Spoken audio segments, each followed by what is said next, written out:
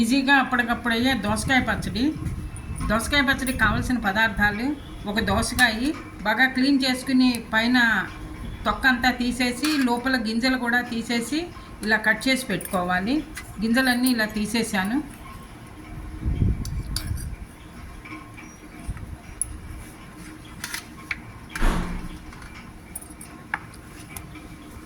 పచ్చిమిరపకాయలు ఒక 10, కొత్తిమీర ఒక కట్ట బాగా క్లీన్ చేసి పెట్టుకున్నది, 4 నిమ్మకాయలు, కొద్దిగా 1 స్పూన్ పసుపు, పచ్చడికి తగినంత ఉప్పు. ఈ దోసకాయని ముందర చిన్నగా ముక్కలు కట్ చేసుకోవాలి.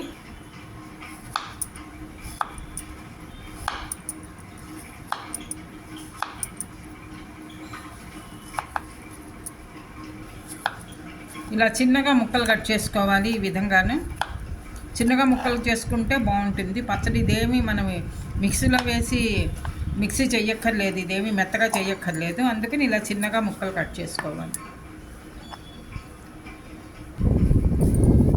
దోసకాయ ముక్కలన్నీ ఈ విధంగా కట్ చేశాను చిన్నగాను.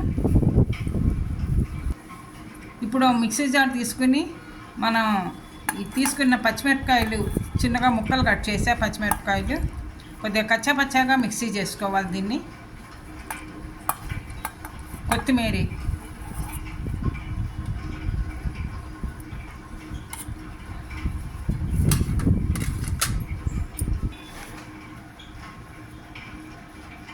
పచ్చిమిరపకాయలు కొత్తిమీర బాగా కొద్దిగా మిక్సీ చేశాను.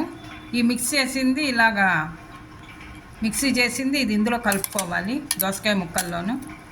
ఈ పచ్చడి మనం చాలా ఈజీగా చేసేసుకోవచ్చు, ఒక సైడ్ డిష్ కింద పనికొస్తుంది. 5 మినిట్స్లో రెడీ అయిపోతుంది పచ్చడి చేయటం కూడా.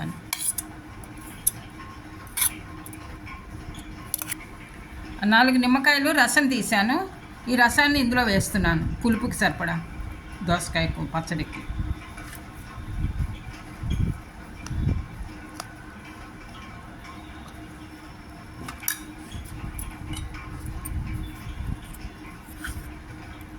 కొద్దిగా పసుపు,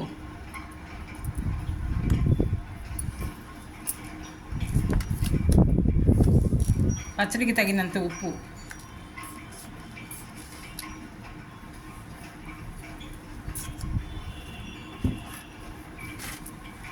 ఇదంతా బాగా మిక్స్ చేసుకోవాలి.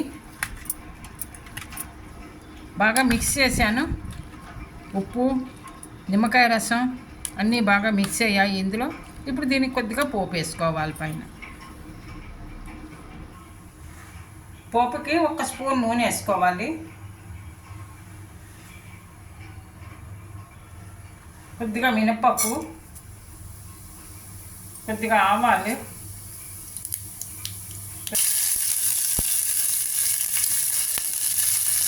ఒక మిరపకాయ ఇలా ముక్కలు వేస్తున్నా, చిటికెడు ఇంగువ,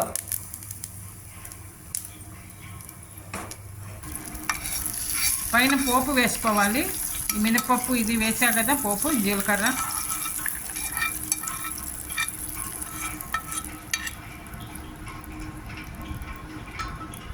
కొద్దిగా కొత్తిమీర చిన్నగా కట్ చేసి పెట్టింది పైన కొద్దిగా గార్నిష్ చేసుకుంటే చాలా రుచిగా ఉంటుంది.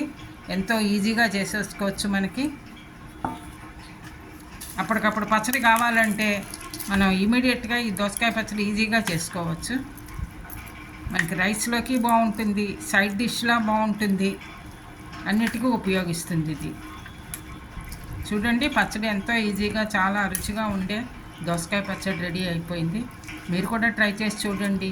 ఈ వీడియో కనుక నచ్చితే లైక్ చేయండి, షేర్ చేయండి, సబ్స్క్రైబ్ చేయండి.